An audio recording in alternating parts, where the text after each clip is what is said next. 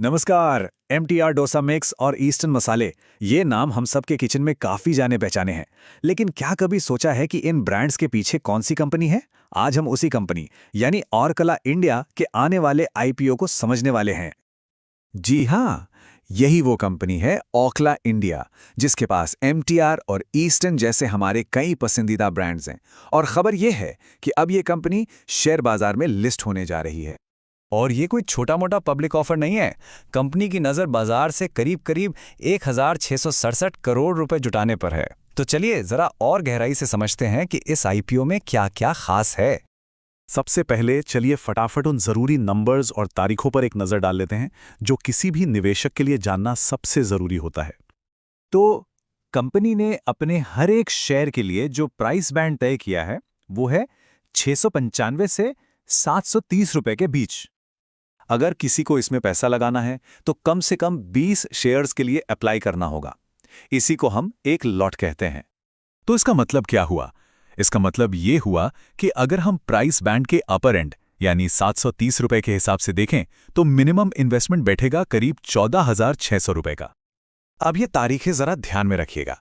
IPO 29 अक्टूबर को खुलेगा और 31 अक्टूबर को बंद हो जाएगा। फिर 3 नवंबर को पता चलेगा कि शेयर्स मिले या नहीं, और सब ठीक रहा तो 6 नवंबर को इसकी स्टॉक मार्केट में लिस्टिंग हो जाएगी। अच्छा, IPO की डिटेल्स तो ठीक हैं, लेकिन अब सवाल ये उठता है कि ये ऑरकला इंडिया कंपनी असल में है क्या और इसका बिजनेस कितना मजबूत है। आइए जानते हैं। देखिए, ऑरकला इंडिया को पहले MTR फूड्स के नाम से भी जाना जाता था। MTR, ईस्टर्न और रसोई मैजिक जैसे बड़े ब्रांड्स इसी के हैं।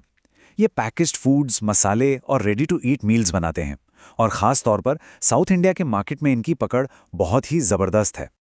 किसी भी कंपनी में पैसा लगाने से पहले उसकी फाइनेंशियल हेल्थ को समझना बहुत जरूरी होता है। तो आइए अब देखते हैं कि ऑरकला इंडिया के आंकड़े क्या कहानी कह रहे हैं। ये नंबर्स ना एक बहुत ही दिलचस्प तस्वीर पेश करते हैं। वित्त वर्ष 2024 में कंपनी का रेवेन्यू तो बढ़ा है, लेकिन जो नेट प्रॉफिट है वो पिछले साल के मुकाबले काफ़ी नीचे आ गया है। ये गौर करने वाली बात है। ये चार्ट देखिए, पूरी कहानी एक ही जगह साफ हो जाती है। एक तरफ तो रेवेन्यू में 8.4% की अच्छी खासी ग्रोथ है, जो कि बहुत बढ़िया बात है, लेकिन दूसरी तरफ नेट प्रॉफिट में एक बड़ी गिरावट देखने को मिल रही है। ये एक ऐसा कॉन्ट्रास्ट है जिसे समझना जरूरी है। अब आते हैं इस IPO के एक बहुत ही जरूरी पहलू पर, और वो है इसका स्ट्रक्चर। तो ऑफर फॉर सेल या OFS का मतलब बहुत सीधा सा है। इसमें कंपनी कोई नए शेयर्स जारी नहीं कर रही है, बल्कि जो कंपनी के मौजूदा मालिक हैं वही अपने हिस्से के शेयर्स आम पब्लिक को बेच रहे हैं। और सबसे बड़ा सवाल ये है कि IPO से जो पैसा आएगा वो जाएगा कहाँ? क्योंकि ये IPO 100% ऑफर फॉर सेल है, तो सारा का सारा पैसा कंपनी के पास उसकी ग्रोथ के लिए नहीं जाएगा, बल्कि वो सीधे बेचने वाले शेयर होल्डर्स की जेब में जाएगा। तो चलिए अब तक की सारी बातों को एक साथ जोड़कर देखते हैं कि वो कौन सी खास बातें हैं जिन पर निवेशकों को ध्यान देना चाहिए। तो कुल मिलाकर कुछ बातें साफ हैं।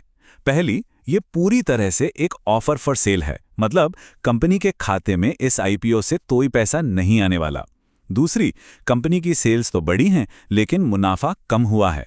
और हाँ, सबसे जरूरी बात, कोई भी फैसला लेने से पहले कंपनी के ऑफिशियल IPO डॉक्यूमेंट्स को ध्यान से पढ़ना बहुत जरूरी है।